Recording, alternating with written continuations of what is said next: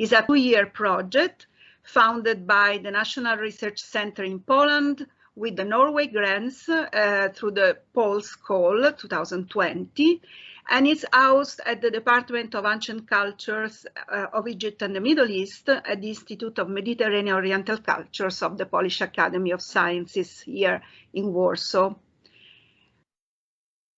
The team is composed of the two of us, so there is me, the principal investigator, and then there is Oren, there is the junior researcher and the digital specialist. But we are not alone because we have our back, let's say, covered by many of our colleagues working for the Aswan Kom Ombo Archaeological Project, a project that I co-direct since 2005, particularly a PhD student from University of Bologna, Serena Nicolini, who is doing a similar research project for her PhD, which includes also periods earlier, let's say, and later than the 2 millennia that we are interested on. So, just a very short background on our expertise, because we are very different. We are coming from 2 different, let's say, backgrounds, but we are very complementary. So that was, you know, a good match, alhamdulillah. I'm an archaeologist specializing in the archaeology of the Nile Valley and the Sahara, and particularly on the later prehistory of Nubia and also Upper Egypt. Since 2005, as I said, I co-direct a project in Aswan. Oren, instead. Yes, hello. So I was trained as an Egyptian archaeologist, and I have had fieldwork experience primarily at Tel Edfu and Dendera, but also at sites like Mendes and most recently Urinardi as well. Back to me. So as you can see, different as a background, but this is very, very good because we can complement each other very well. For those of you who are not familiar with the First Cataract region, this is an area that is quite central along the Nile Valley and was one of the major crossroads in northeastern Africa. Was also one of the major, let's say, natural border, because the area is characterized by the northernmost cataract of the Nile, which is composed of many rocky outcrops, that barrages that, you know, make the flow of the river very, very difficult. So it's a rocky environment, a rocky landscape, not much cultivation available, and the area is famous for the quarrying activities, particularly for the granite, the red granite of Aswan. So this is the area, and as most of you well know, the area is characterized also by the construction of 2 dams and the creation of a lake south of the dams that is actually submerging all lower Nubia. So it's the Nubian part, the Egyptian part of Nubia is completely lost. The area is famous for the major city of Aswan, that in the past was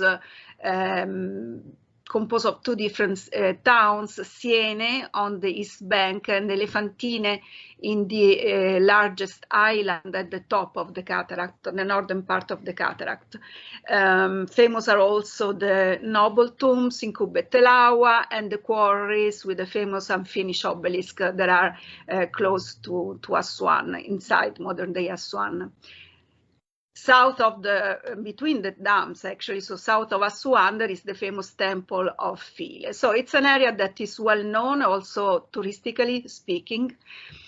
And so the project research question, our broader research question is this. So how the rise of the Egyptian state at the end of the 4th millennium BC impacted and transformed the social spatial landscape of the First Nile Cataract region, that was Egypt's southern border with Nubia.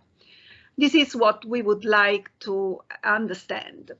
The working assumption is that a complex process as that of state formation for sure instigated far-reaching and profound changes in the socio-economic structure of ancient Egypt, that is known to be the earliest form of territorial polity of human history, more so at its newly established borders. But what do we really know about the ancient Egyptian borders, and what we can, learn from them, and trying to use this kind of information to better understand and to, let's say, answer our research question. So I leave the floor to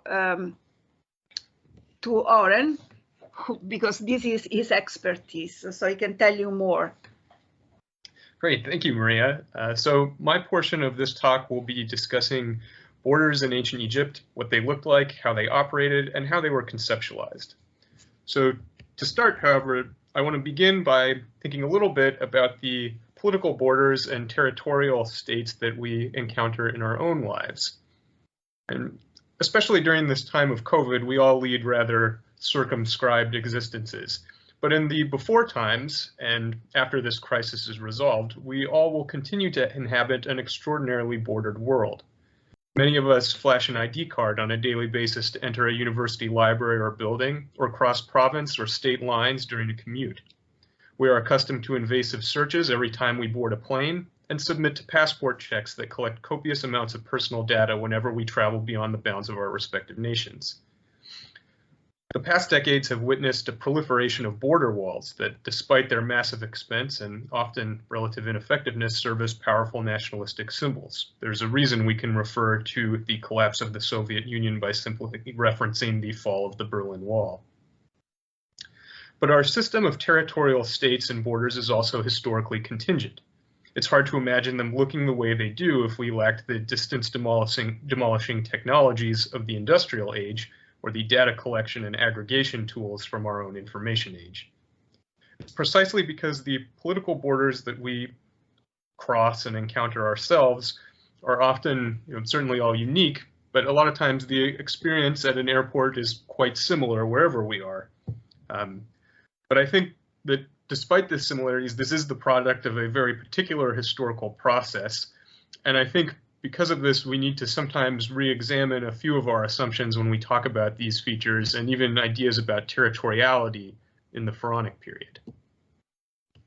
So before addressing Egyptian border making efforts specifically, I want to just define a few terms. So first of all, borderscape, a key component of our project. So we view borderscapes as being comprised of the geographic, mental, social, and even metaphysical spaces where boundaries, borders, and frontiers are created and maintained. We like this term because it both emphasizes the importance of place while also emphasizing that boundary making and maintenance is a process. Boundaries and borders must be performed and enacted. It can kind of be linked to the idea of landscaping, underscoring the idea that the borderscape is shaped and molded by many different processes. It's also worth very briefly touching upon definitions of borders and frontiers more generally, since there's often a lot of overlap between these terms and it can get quite confusing. So I find the late Bradley Parker's studies of Neo-Assyrian frontiers extremely useful in this regard. Parker situates borders and frontiers along a continuum of boundary types, with borders being more static and less permeable than frontiers, which he views as relatively more fluid and porous, while boundary is a kind of catch-all term that encompasses the totality of this spectrum. But what I find particularly fascinating is that the spectrum between Parker's borders and frontiers maps imperfectly onto Egyptian terminology, where two types of boundaries are commonly distinguished: Tashu and Jeru. However, the distinction between these terms reflects neither porosity nor permeability, but rather the capacity for human action to change them. Jeru refer to purportedly immutable normative boundaries, while Tash has traditionally been translated by Egyptologists as sphere of influence, frontier, or sometimes just boundary. Crucially, Tashu belong to the realm of boundaries that may be set and altered through political action, particularly those undertaken by the pharaoh. Jose Galan notes that Tashu must be actively constructed, while Jeru were more passive features, a distinction that is reflected in how the terms are employed. Jeru are often brought to victorious Egyptian pharaohs, while Tashu are actively made or established, and must be maintained through subsequent border-making efforts. So it seems that on a basic definitional level, the Pharaonic Egyptians are conceptualizing their boundary making in rather different ways than a schema oriented around permeability.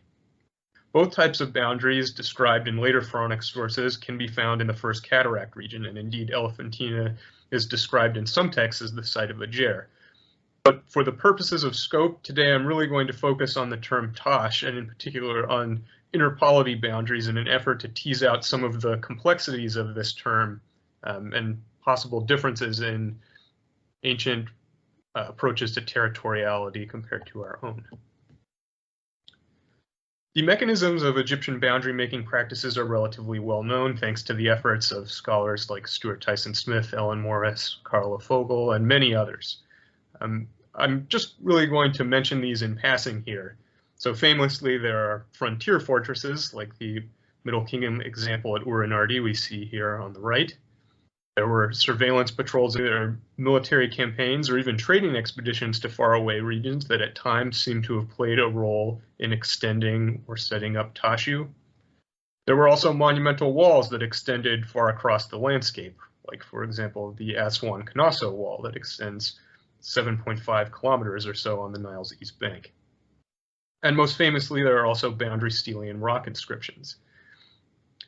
Because of this complexity, I think it is useful to think of a Tash as a kind of royally established entity that demarcates a space within which the pharaonic state can perform any number of different actions, from levying taxes, requisitioning personnel, appropriating goods, engaging in trade, sending messengers, or even just simply inscribing itself upon the landscape in the form of monuments, fortresses, commercial expeditions, or even ritual practice. In other words, I think of it as a kind of horizon within which one could potentially be subjected to the violent force of the Egyptian state. But what did an ancient Egyptian Tash actually look like? There really isn't a lot of firm agreement even within Egyptian sources, where a Tash can reflect attempts to draw a line in the sand, as with Senwosret III's Year 8 boundary stela at Semna, refusing passage to all Nubians save those trading at Mergissa. But in other instances, it seems to refer to a much wider or more nebulous sphere of influence that exists decoupled from linear conceptions of territoriality. So, for example, when Hatshepsut claims on her Karnak obelisk that Amun-Ra granted Tashu extending to the shores of Punt, for example. Often it can be hard to determine where we should even locate them or how these relate to what we think of as borders nowadays.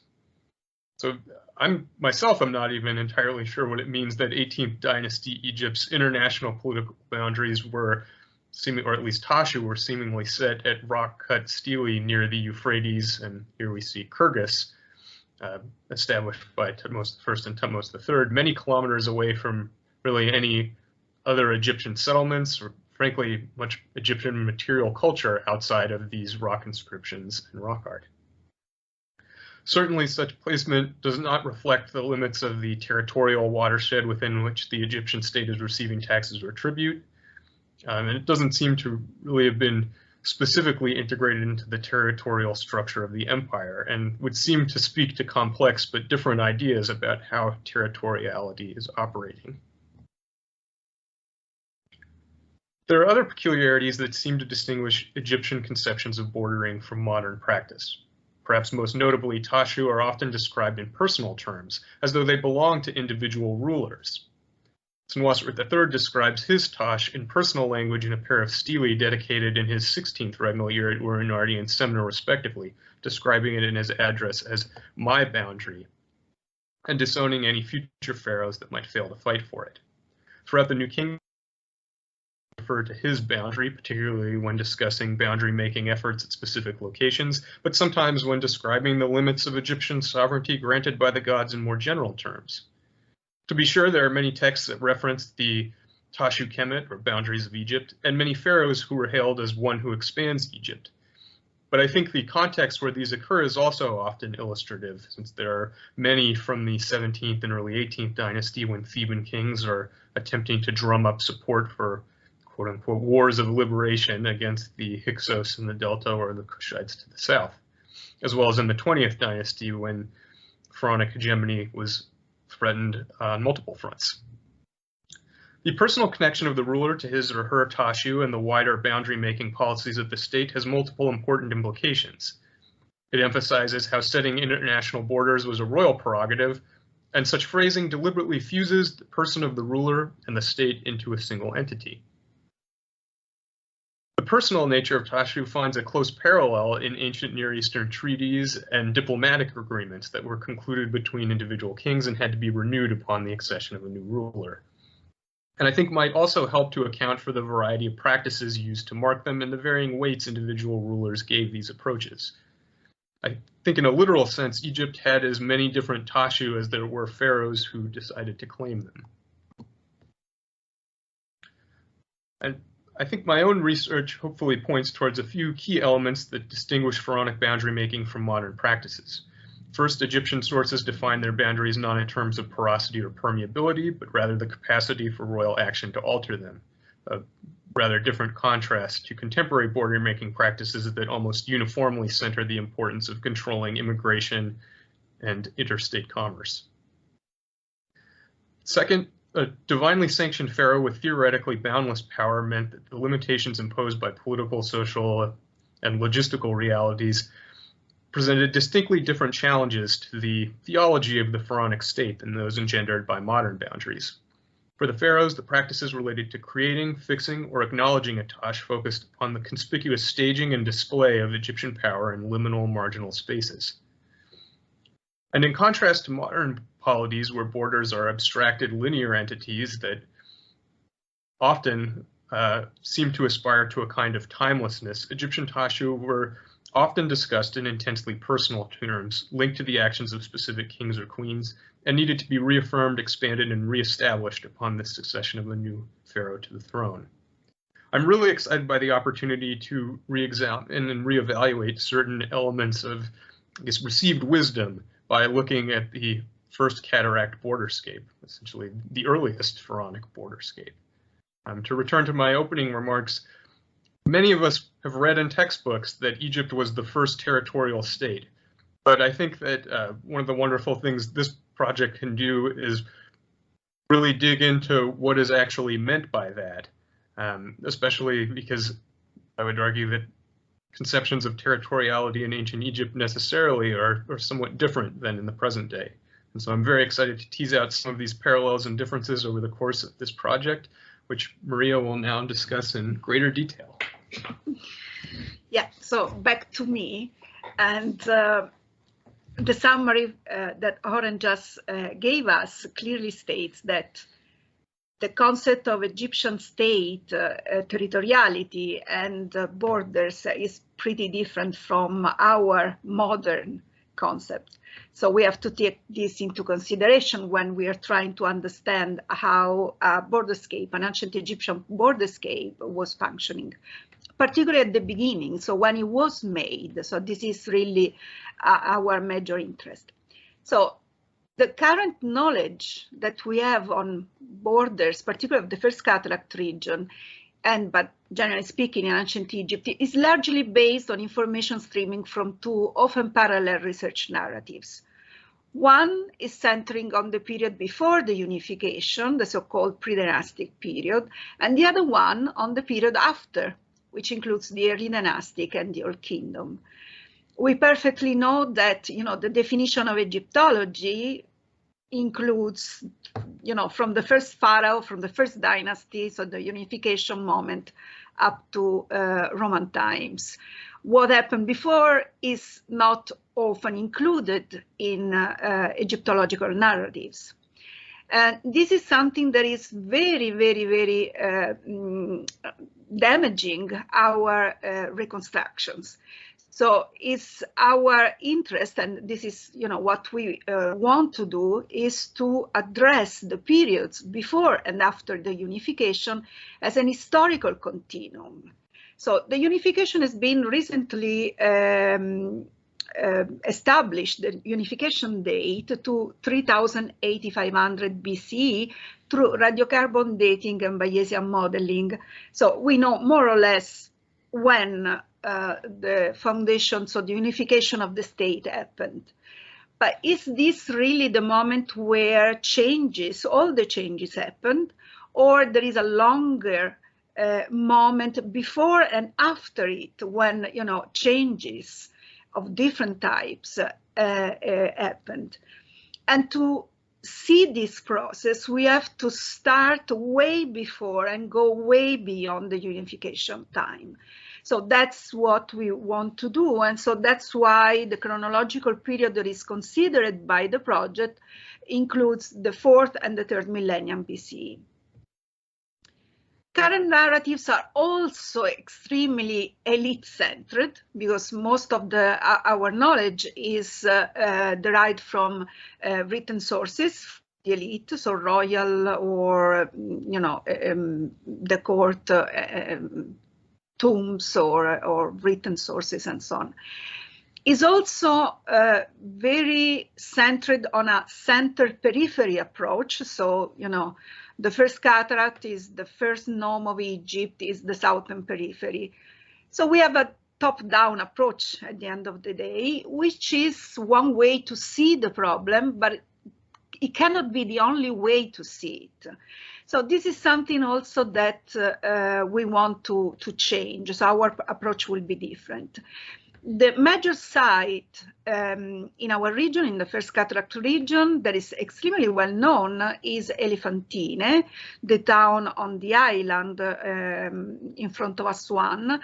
And this is well known, is more than 15 years that the German Archaeological Institute is working here. So we know that there was a village at least already in the second part of the 4th millennium that soon became one of probably the largest of the region before the unification time. And there was already a shrine dedicated to the goddess Satet at that time. And since the beginning of the First Dynasty, a fortress was built here. A fortress that didn't include the village, actually, so the settlement was outside the fortress. So clearly there is a different reason that is not, you know, security. So, and then the site developed to be the administrative provincial center. But we don't know much about the surroundings. We don't know much about the hinterland. We are having new information coming out from current field work in Kom Ombo, and this new information is clearly stating that that too was an important administrative, or anyway, yeah, administrative center of some kind during the Old Kingdom. So there is much more to know beyond Elephantine if we want to understand what was going on a regional scale in the area that we want to analyze in the First Cataract region.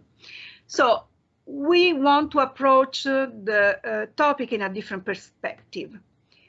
So reconstructing, let's say, the borderscape from a ground up rather than a top-down perspective. So using archaeological evidence mainly, but not only, to understand what was going on the ground as much as possible, of course, because of course our the data available is not the complete set. It's not what, you know, was at the beginning. We are also very much interested in understanding the process, the long-term process, not just the outcome of it. So we want to understand really what made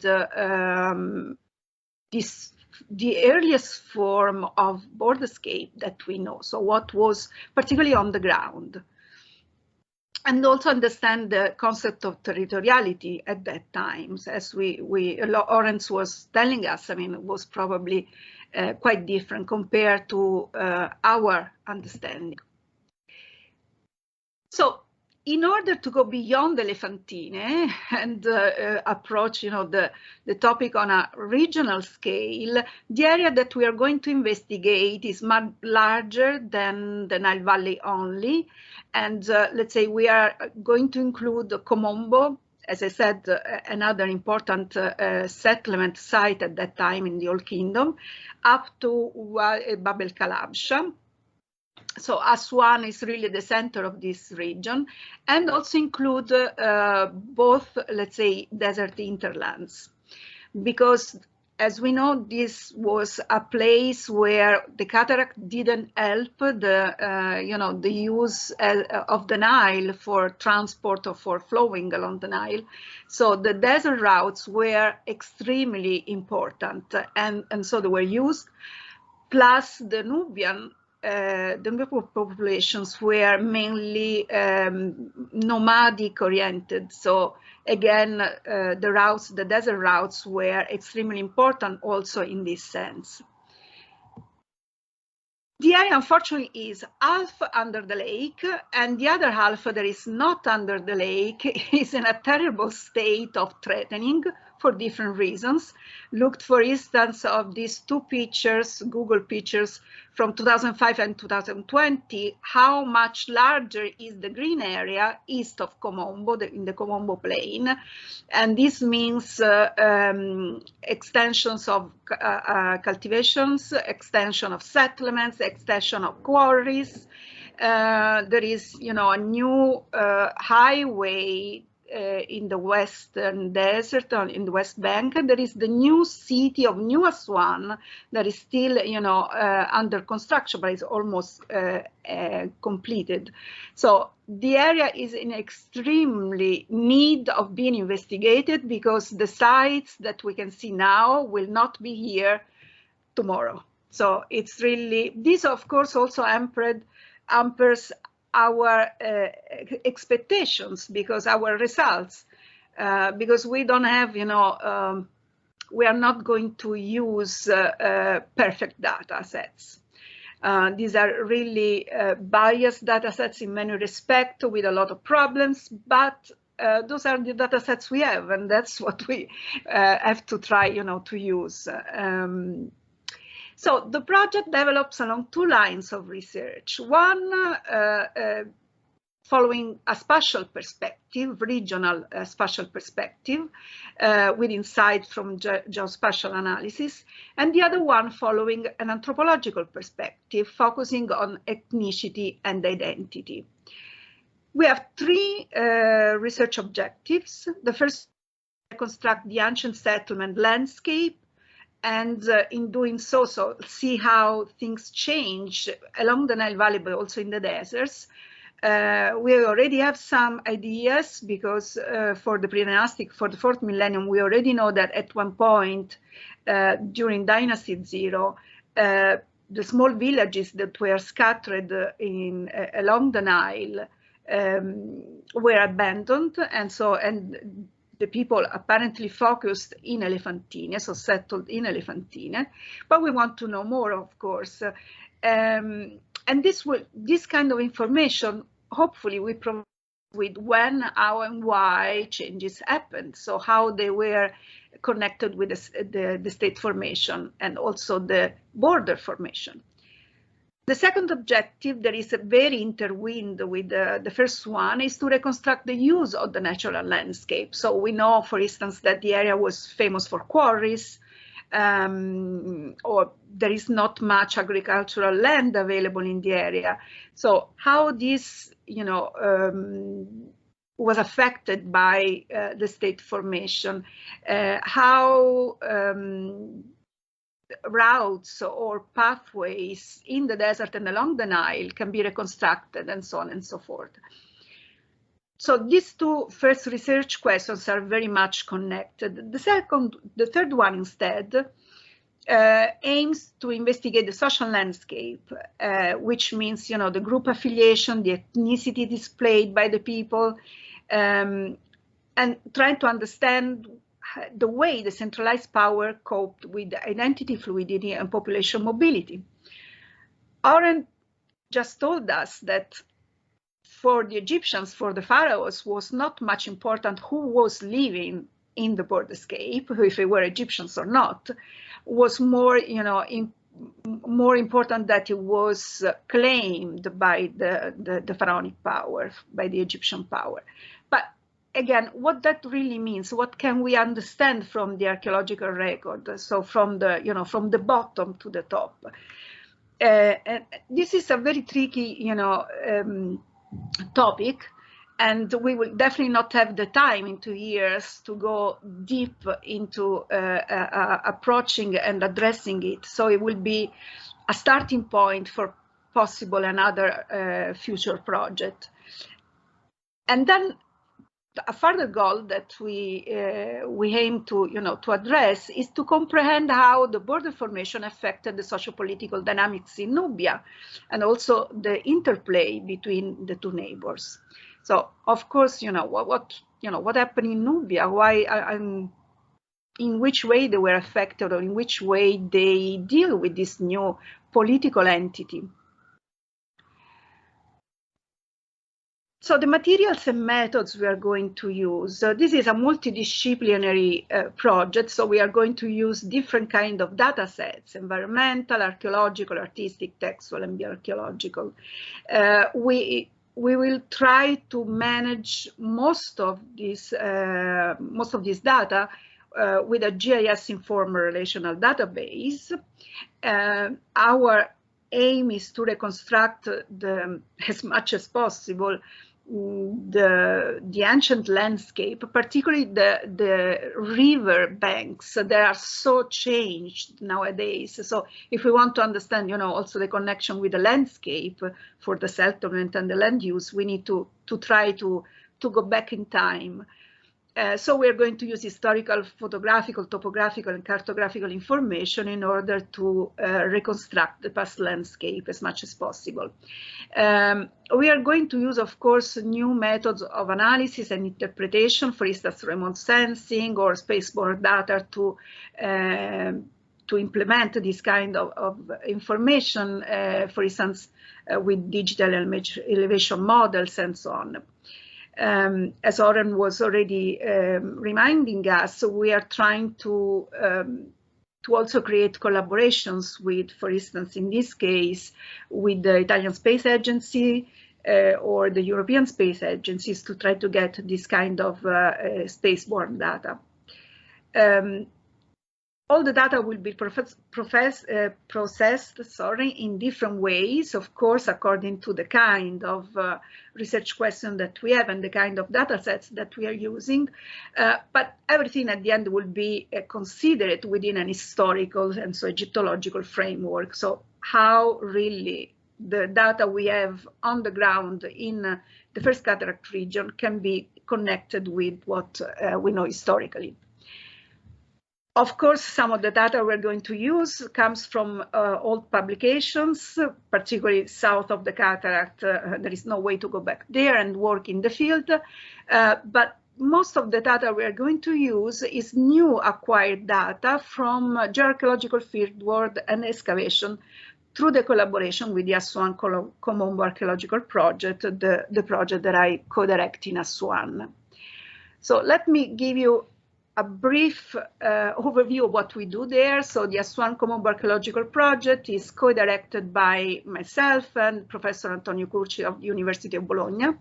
It's a joint venture between Yale University and University of Bologna, and we have different areas under concession. So we have a section of the West Bank, the two major wadis on both sides of the river, and a section of the eastern desert southeast of the Kom Ombo Plain.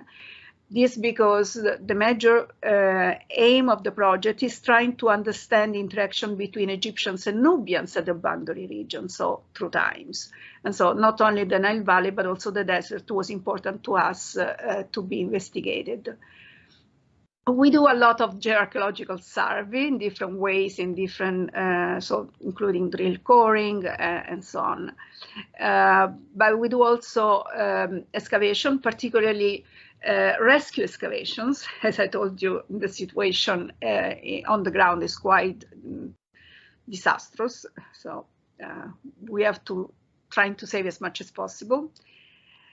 And the region is extremely rich of rock art, and so we have a specific line of research that is documenting, also digitally documenting, rock art and rock art landscapes. So this is one of our most important, let's say, achievements.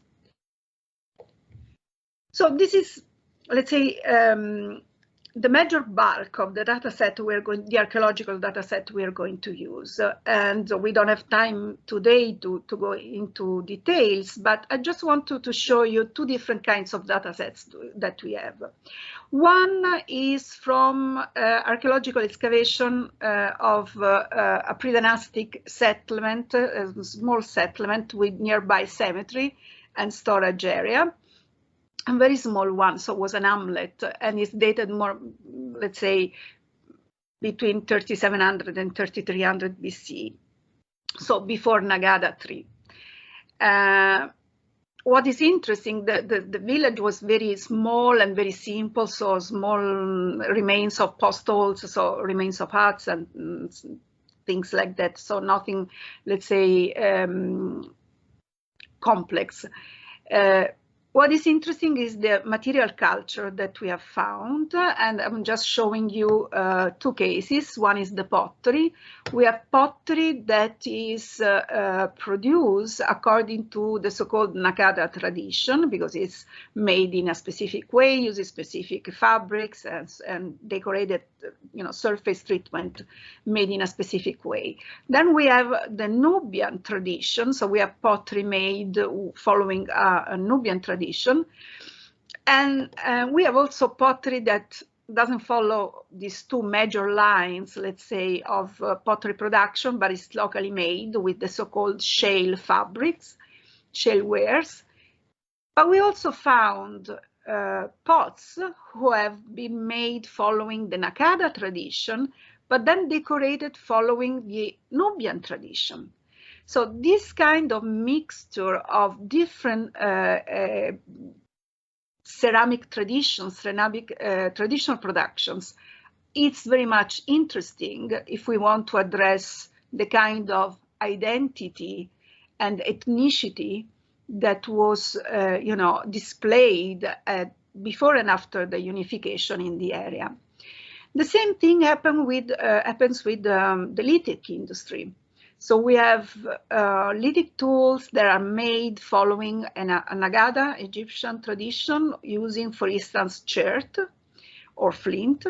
And then we have tools like this one here, there is a lunate that is made using a Nubian tradition, and also raw material that is more common in Nubia than in Egypt. So we can see that already before the unification of Egypt, or actually before Nagada III, the small communities living in the region had a mixture material culture, so a mixture identity, different markers. And this is very, is what we are going to use, let's say, to suggest a possible identity or, identity affiliation of the community, and how this developed through times or changed through times. The other set of data that I want to mention you is the rock art. The rock art here in Aswan is extremely rich, extremely interesting. And I was just to show you two cases, one on this bank, one on the west bank, because these are exceptional kind of rock drawings. So let's start with the one on the east bank that was found in Korab Subera South. Is a small, let's say, drawing place located behind this rock, and you can see better from the drawing than from the picture. There is a boat that, according to the typology, should be, let's say, Nagada II CD, so before Nagada III. What is interesting is the presence of a falcon depicted on top of one of the cabins. And we perfectly know that the falcon has a specific meaning in ancient Egypt, particularly at this moment in time. So is associated to the god Horus, but is also associated to the king. So much so that all the kings of the early dynastic times have a falcon on top of their names. So the Horus, is the king. So in this case, we cannot say that we are dealing with a representation of a king or a representation of a god, but clearly a symbol that is so much intertwined with the royalty is already here in the First Cataract before Nagadati, before the beginning of Dynasty Zero and before the unification.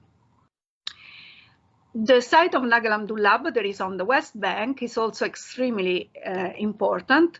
It's actually a set of different rock panels scattered on the landscape of what is a sort of national amphitheater.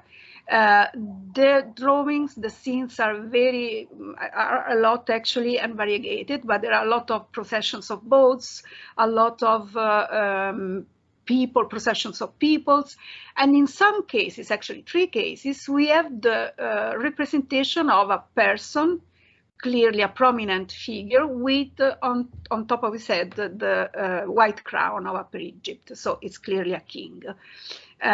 This figure was represented 3 times, and if we put together all the drawings, we actually came up with a sort of representation of a royal parade, a royal jubilee.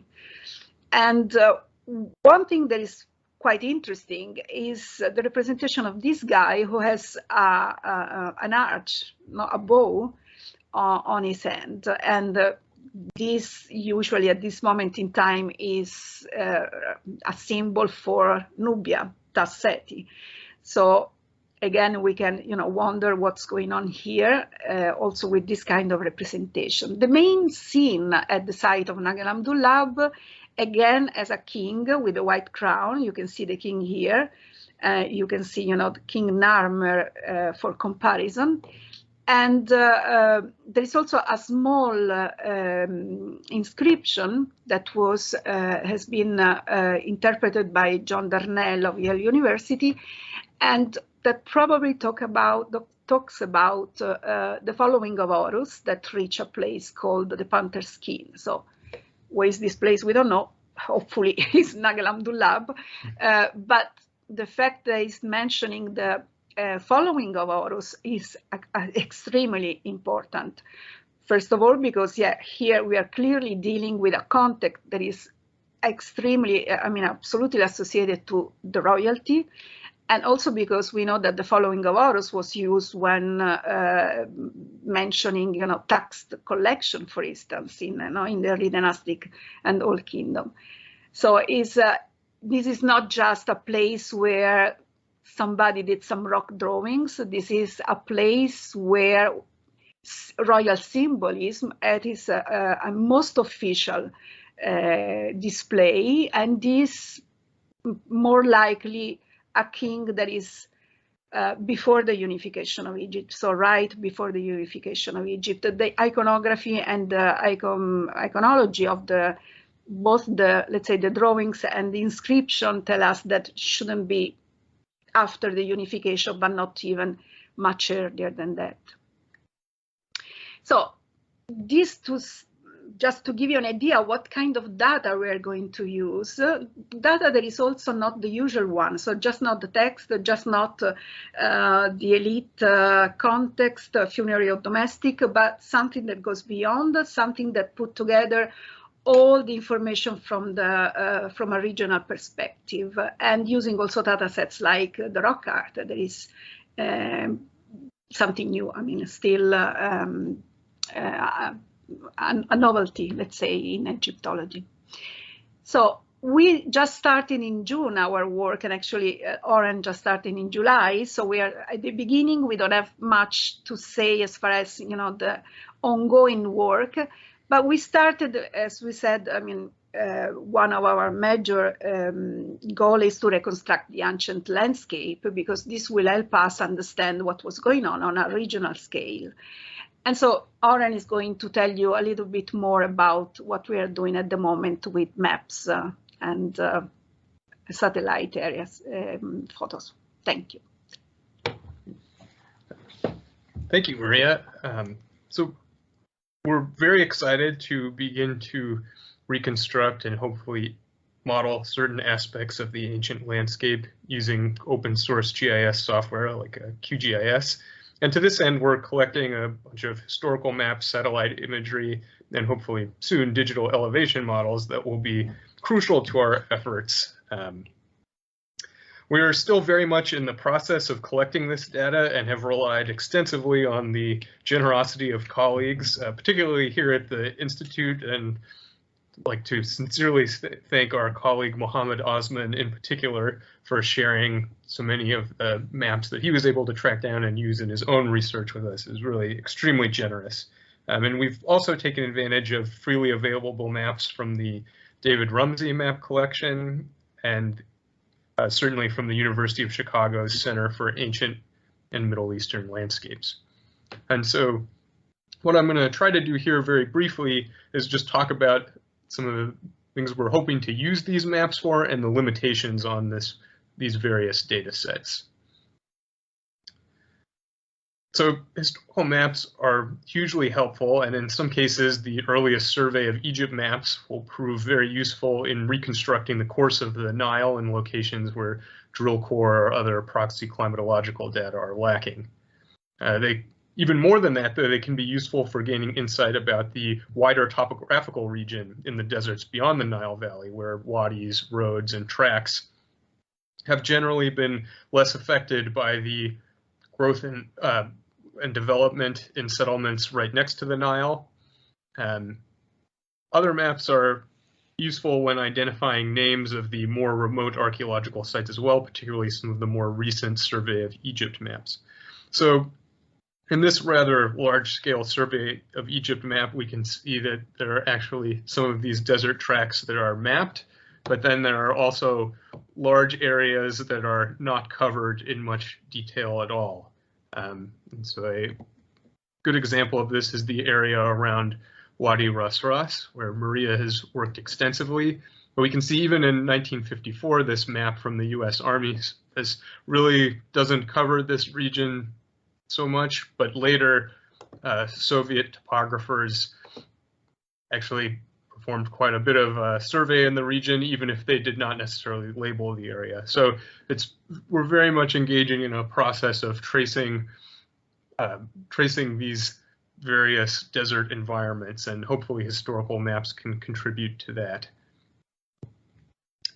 We're also very excited to use aerial photography, particularly in the region south of the Aswan High Dam.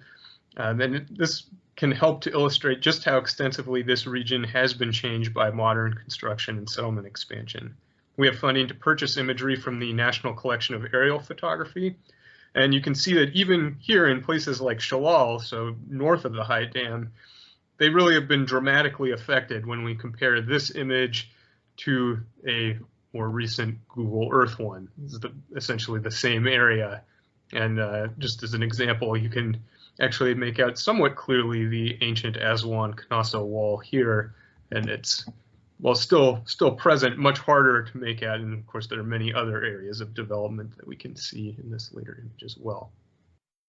But these imagery can be useful too, again, in looking at some of the desert areas that were less affected by the construction of the dams as well.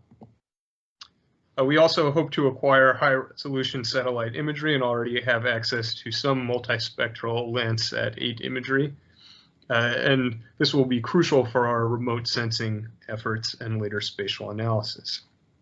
Multispectral imagery can be very nice because it can help clarify relative levels of vegetation in particular regions, but obviously there are real limitations on this data since we're dealing with current vegetation, and certainly much of this area would not have been cultivated at all in ancient times. So there are real limitations on these techniques, and mostly this is just here in the presentation as sort of a very rudimentary form of spatial analysis that we might employ in some cases, but really as sort of a teaser for what we hope are much more robust spatial analyses that we can perform once we acquire, hopefully, a very nice high-resolution DEM from the Italian Space Agency using satellite aperture radar. And we hope to conduct analyses related to the intervisibility and accessibility of these various sites in the study region relative to one another. So just to conclude briefly, our goal is really to build a new theoretical model on how this earliest example of a borderscape was shaped by rising centralized power. And we're really hoping as part of one of our core research products will be a freely available Web-GIS and an interactive database to allow specialists and the general public to engage more deeply with the products of our research. We're exploring JavaScript-based Web-GIS platforms like Leaflet.js, as well as the RShiny app to create more interactive databases. But we welcome any suggestions or criticism or comments. For any part of our project. So the idea was really to introduce you to this project and get also feedbacks from you. So please, you're most welcome to tell us what you think, or what you think we should, adjust or change, or whatever you want to comment is most welcome. Thank you very much. Thank you very much for this really fascinating talk. And although the project hasn't, it has started, but it's at the very beginning. It's already really, it sounds fascinating. Of course, it's close to my research, so I will have more specific questions to you. But I'd like to ask our guests, perhaps they would like to comment. So this is a good time to unmute your microphones, and we can start the discussion.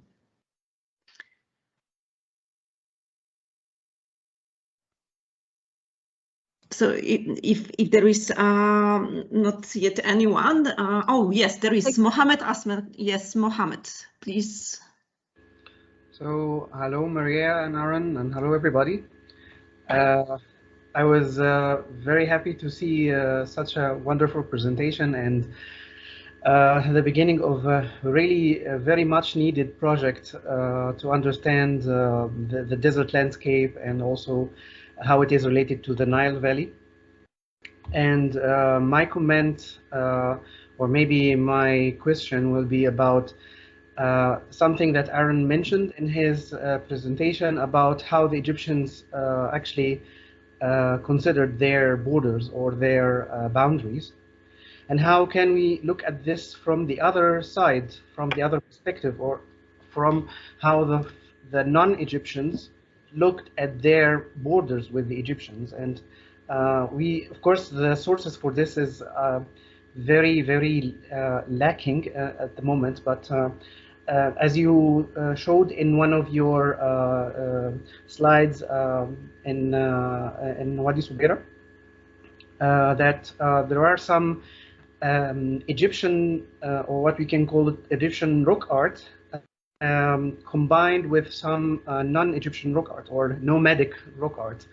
And of course, you can judge that more than me if the overlap is happening and contemporarily, or one after another, who did the damage on top of the other one, and how this kind of struggle happens in the desert landscape, on the very low desert landscape, if we can call it the low desert landscape. And this is very exciting because it can actually answer the question in more comprehensive way. Thank you. Yeah. And thanks, Mohammed, because indeed this is one of the questions that we have and the way that we want to use the rock art. And to do that, we have colleagues like Dorian Van Hoel that is working with us. So there's a specialist of rock art. And that's what we are trying to do, because indeed we have, we can already see, at first sight, that there are differences between the rock art corpora that we have in the desert, so farther east, for instance, compared to those that we have along the Nile Valley. There are things that don't match completely. So even if they are, let's say, broadly contemporary, for what we can judge according to the style, to the, the kind of iconography and so on.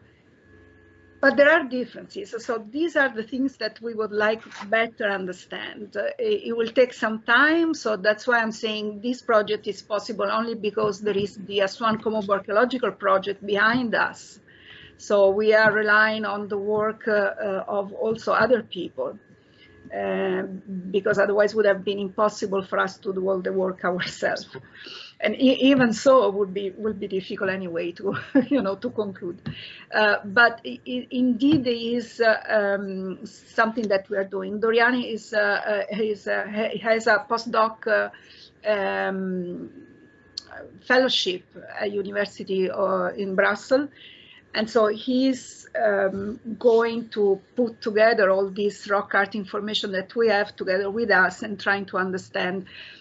We have also the help of John Darnell and Sten Hendricks in doing that. So we're trying really to make a team and address the rock art also in this way, because there is indeed a lot of differences that have to be addressed, because there were clearly, even in the 4th millennium or the 3rd millennium, not just the mainstream, let's say, culture of the Nile Valley, the Egyptian one, but clearly there were other people around, other communities around in the desert in particular, and this needs to be addressed. Yes. And usually in the current narrative, this is not the case. Yes. So we can say, oh yeah, there are Nubians because in Elephantine we found Nubian pottery, but that's about it.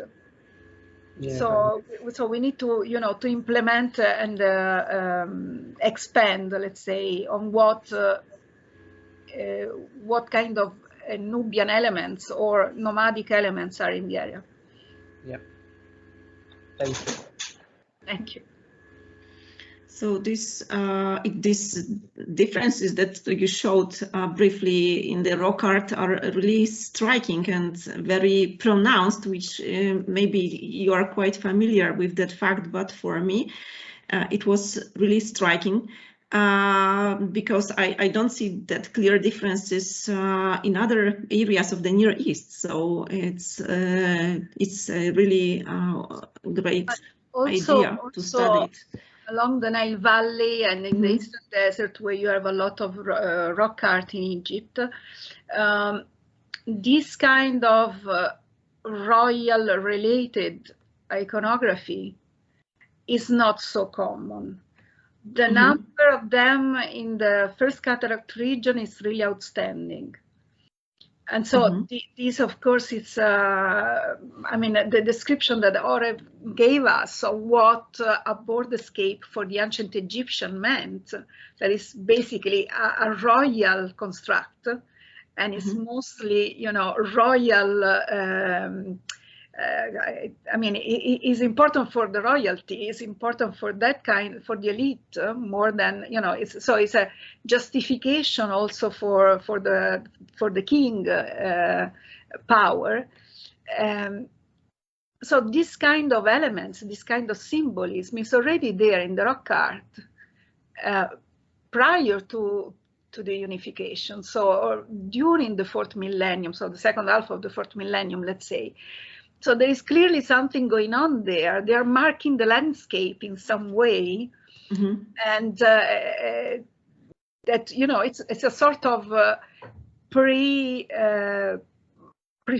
idea of the stele, the boundary stele that we have later on. Or so it's really interesting to see this kind of data set that is not so used by Egyptology, and instead is so much important. And this is not the only case. For instance, Pierre Taillet has found in Sinai many other royal inscriptions from the early dynastic period, so contemporary more or less with what we have, and again in a boundary region.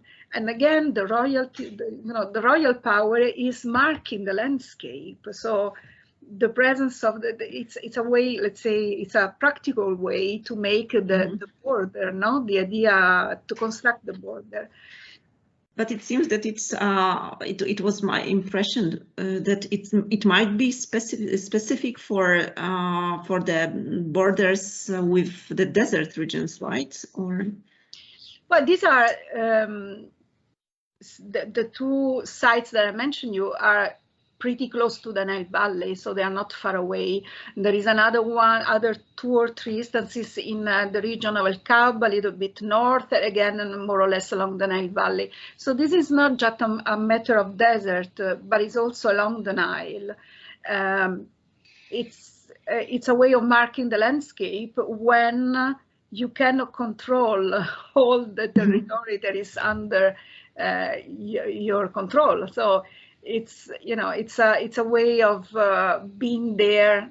But what is interesting to us is that these kind of elements are present in the landscape before the unification. We have to remember that unification is when Dynasty 1 starts, but we know since many years now that there was at least another, you know, sort of dynasty before, that what we call Dynasty 0. So this unification moment is not really the moment where changes happen. It's not the only moment. So it's, you know, it's more, it happened also before, things happen also before. So this is what interests us, because it's a long process of border making. So what we see at the beginning of the dynastic time is just the end of it, or, you know, most part of it was already done. And instead it's important to address the long process also because it can be compared and used as comparative data to address other examples worldwide of these early forms of borders, or also political territoriality. Absolutely. Thank you. Is there any other question? I can't see. I would like to ask also regarding your methodology. You said that you'll be following routes and pathways. What's your idea how to date them, how to recognize that they belong to the period under study? That's a good question. So we have many information about desert roads from different sources, from ancient Egyptian different written sources, or from even later Islamic sources, medieval sources, or more modern time sources. We know in some cases that they were used for, I don't know, for specific, let's say, purposes, specific functions, or specific times. But what we are going to rely on is the archaeological record that we found on the ground. So, for instance, we have during our survey we have a section, let's say one of the major wadis going into the Western Desert, Wadi Kubaniya, and we know that one desert road, the desert track, going from the Kom Ombo plain further south was crossing the area. And then when we went to do the survey using Google Earth to check if there were, you know, structures that were visible from the satellite, and then went back and checked on the ground, without even thinking that there was a desert track passing by there, that's the place where we find stone structures, where we find pottery, we found lithic, and so we found the material. We actually found even late antique coins that were left behind by somebody. So we have, you know, a small number of coins. So even thinking, without thinking that that was a desert track, we went on the ground, and that's where you find more material, more archaeological evidence in the middle of the desert. So then when you go back and check, okay, where are we? You go on these, you know, historical maps or sources that are telling you about the desert tracks, and you find out that, yeah, that's one of the desert tracks. And so this is what the kind of information that we are trying to put together. Of course, it's not always possible because the Aswan Kom Ombo Archaeological Project is working only in specific areas. So, but we're going to use, let's say, those information as proxy to try to understand also other data that we have without, let's say, possibility of checking on the ground. And one of our priorities when we're recording this data is going to be differentiating between instances where, yes, we can clearly say that there is pre-dynastic material culture around these desert tracks, and then others where we can say, you know, it seems likely based on our inferences from historical maps or the generation of least cost paths, Okay. there could be something here, but we cannot isolate it specifically to the period of study. So we're, Yeah, in another case on the Eastern Desert, for instance, we have evidence of caravan stopping points and dated to the late antique, late Roman period, let's say. So we can say this track is used at that time for sure. But then there is rock art or other evidence that are also earlier in time. So clearly, and also later in time. So clearly that place was used throughout, the historic period. And so we can, use this kind of information, but we have to rely a lot on the work done by the Aswan Kom Ombo Archaeological Project for this.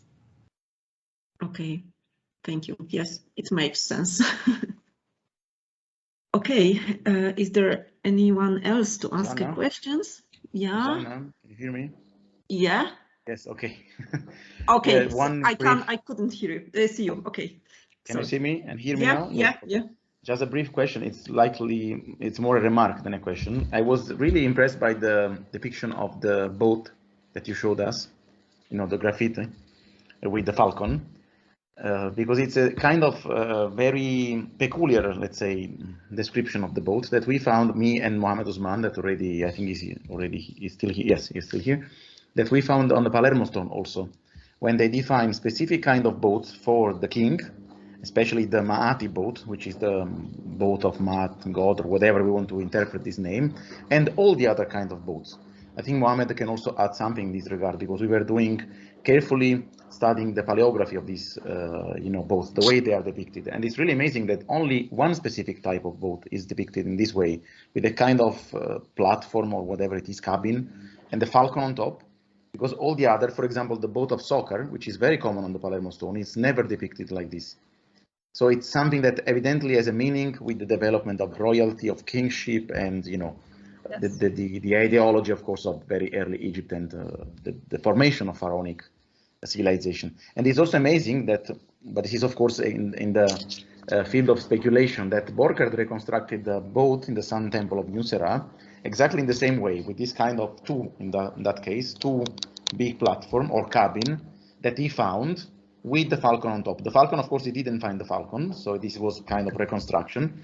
But the way this boat is constructed, it's really very similar to the one in the Palermo stone, the determinative, and very different from all the others.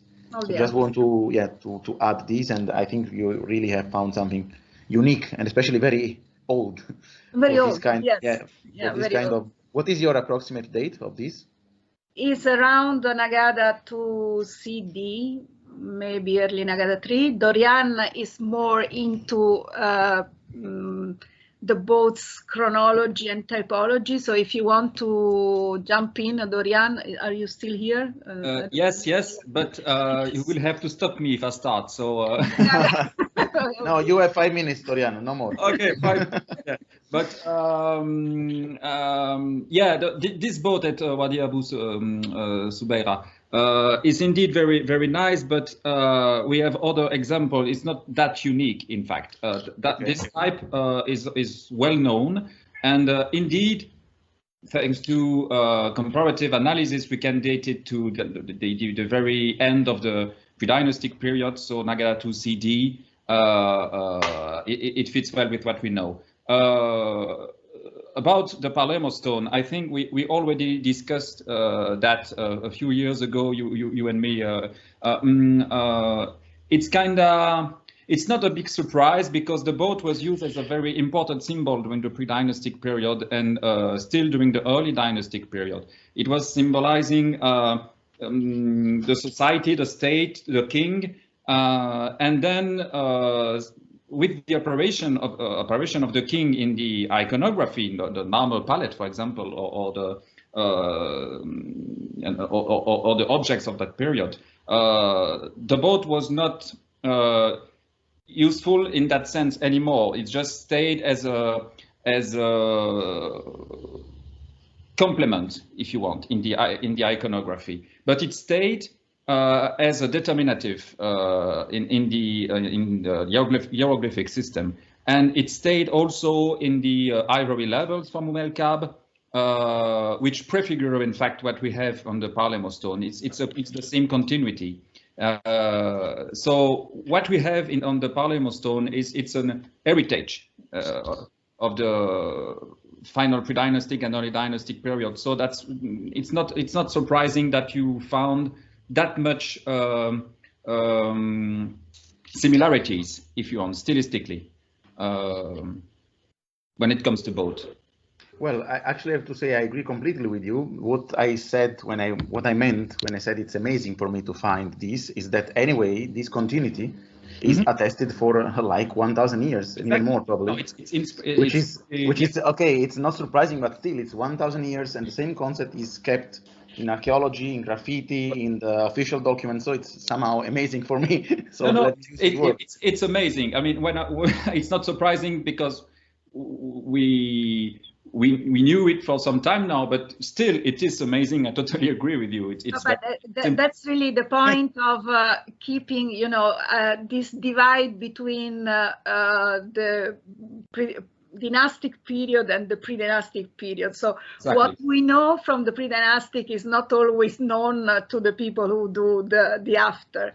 So putting together this kind of information is important because you see that there is a continuation, a continuum, and the origin of specific elements that are so characteristic of the pharaonic civilization started way before the appearance or the unification of the state. So that's really, one of the major points of this project, to put things together. Thank you, Dorian, for the explanation. You're welcome. Thank you, Maria, anyway, for the lecture. I see another question, but I can't see from whom. So go ahead, Wojtek. Okay. Hi, everyone. Maria, Oren, great presentation. I really enjoyed it, and I'm looking forward to see the first results of your project. I'm really excited. Maria, you mentioned that you are going to investigate regionality in the material culture in your area. So are you going to this?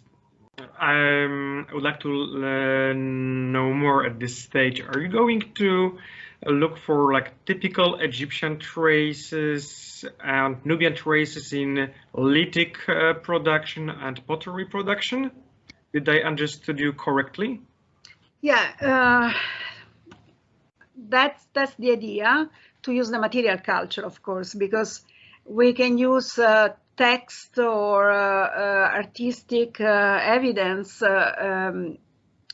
only for the historic times or for specific cases, also artistic evidence like the rock art before. But is the material culture what we can use, the only thing that we can always use, let's say. Pottery is clearly the most common objects that we found. And as I show you already, we can see that there are differences between the containers that were used by the people from a small village far south in Egypt in the 4th millennium. So what that means? What kind of reason there is to use pottery that is produced according to a school, let's say, of knowledge that is the one that we associate with Nagada, or a school of knowledge that we associate with Nubia, or the other productions that are not, either this or that, and probably are locally made, and also the mixed, so the hybrid. And so this is one, let's say, one question, one way to use the material, because indeed, clearly, there is already something going on as far as ethnicity or identity in the material culture that we can see before the unification again. So way before. So if I say this is Nubian, this is Egyptian, what that means, what really meant for the people living in that small village. But this is something, let's say, there's nothing to do with the border formation, except for the fact that in the 5th millennium, we cannot say this is Egyptian or this is Nubian, so we cannot discern or divide, because indeed there is a common cultural background at that time. So it's very difficult for me to say this is Egyptian, this is Nubian, if I talk about 5th millennium pottery, for instance. So why I'm able to do that with the 4th millennium material? Something changed. And that something changed because of the starting of the process of state formation in Egypt, where having a new identity was important. Yeah, that was important, you know, for creating, you know, the power and the state. So this is an evidence that we can use. Yeah, that's great. I was thinking about, like, maybe to compare the Egyptian wares from your surveys and excavations to different regions in Egypt, because as you probably know, there was a regional difference between, like, Hierakonpolis and Nagada, both in lithics and pottery. So it's also interesting to compare what you have in your region with other regions in Egypt, whether or not some of the typical, characteristics of your material is as important or as significant as the regional differences within the Nagada culture, Nagada 2 and 3. And this, how does it change in time? Yeah, thank you very much for no, indeed, that's absolutely true. So we're trying to do that. As I said, I mean, this is a huge topic, and we're definitely not going to have time enough to do it with this project. But we are actually trying to organize another project for a colleague of mine. She specializes in studying pottery technology.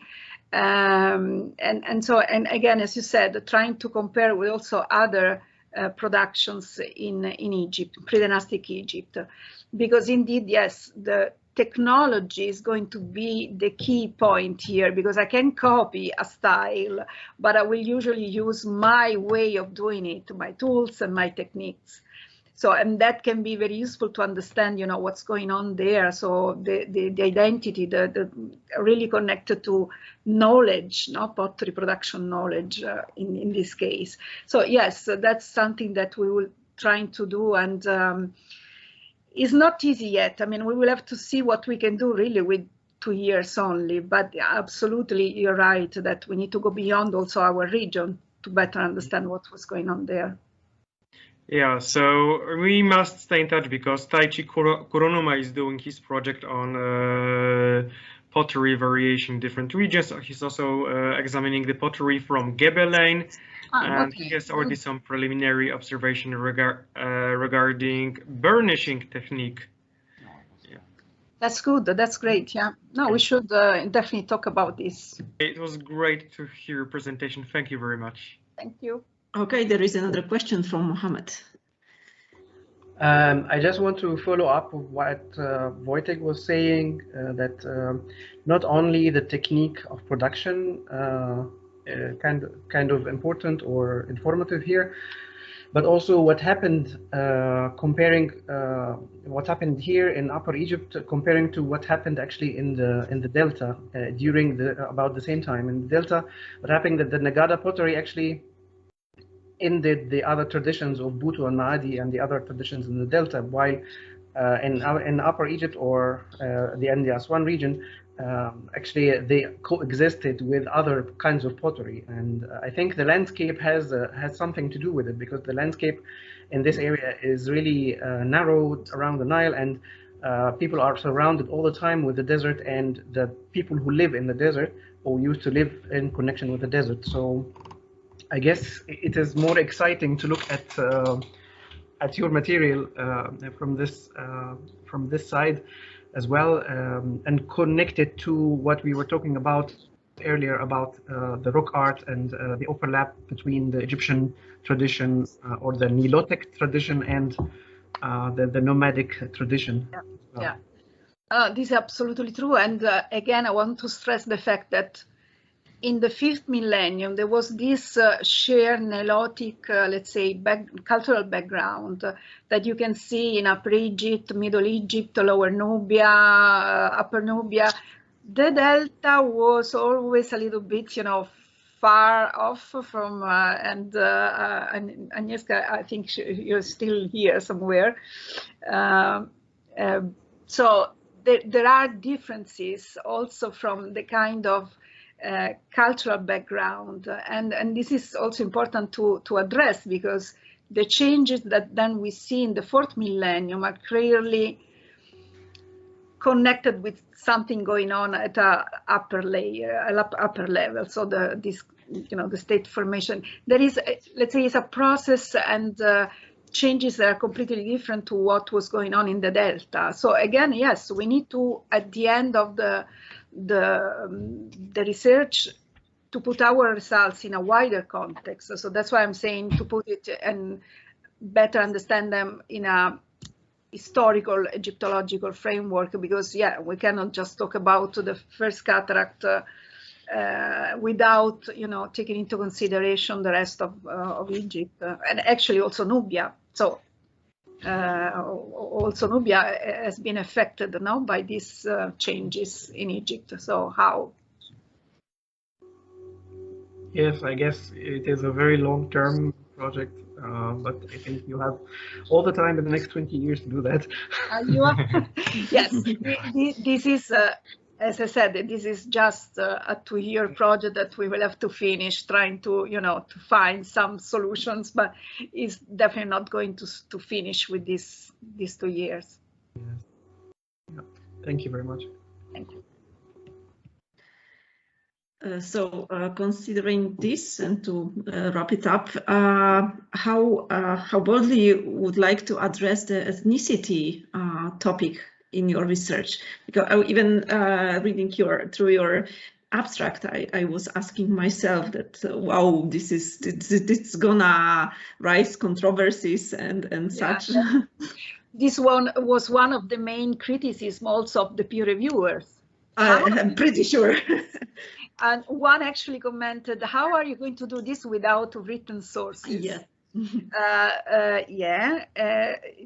You know, in prehistory, we don't have written sources, and we do that anyway. We try at least to do that anyway with the material culture that you have available. So, of course, it's not easy. As I said, we have very biased data sets for different reasons. This is a huge topic, a very controversial topic, so it will be difficult to address this in detail with a 2-year project, but we are going to start this. So this is a starting point, this project, this 2-year project for this specific kind of research question. So we will probably focus on studying the pottery. There is, you know, the easiest way to go, and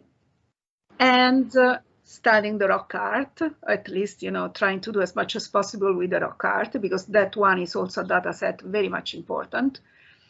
To compare what we know from Elephantine with what we know from outside Elephantine, and see, you know, again, the difference between the center and the periphery, the hinterland of Elephantine.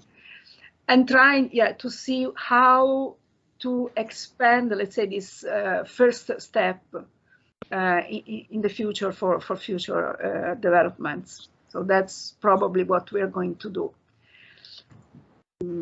But we will see. I mean, we have to start at the beginning. But you convinced the committees, so